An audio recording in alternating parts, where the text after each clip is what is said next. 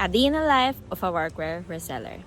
What is up guys? It's me, Dian. For today, samahan niyo ako sa ating daily routine as a reseller. First thing in the morning that I do is to always check all of my inbox sa lahat ng ating social media platforms. To answer inquiries and to check baka meron na tayong potential buyers. At ayun, sakto! May 2 items na nagustuhan ang bossing ko. At dali-dali kong pinuntahan ang showroom natin para kunin yung 2 items na nagustuhan ng bossing ko. And if you want to personally check the items at magsukat, open na tayo for walk-in guys. Just PM me and let's book your walk-in visit. Dito lang to sa San Juan, Manila guys. Sa puntong to, hinahanap ko lang yung 2 items na natipuhan ng bossing ko para ibalot at ipaship natin sa Lalamove mamaya.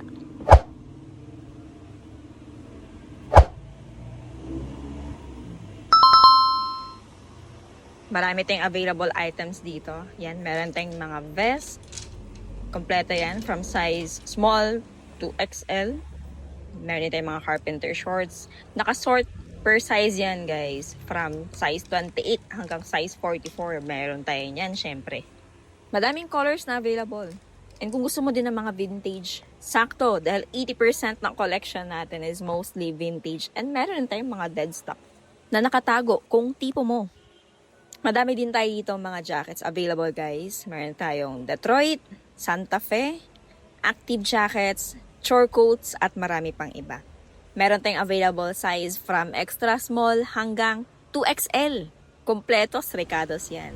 Dito meron tayong mga jumpers, may modern, meron tayong mga vintage, and dead stocks.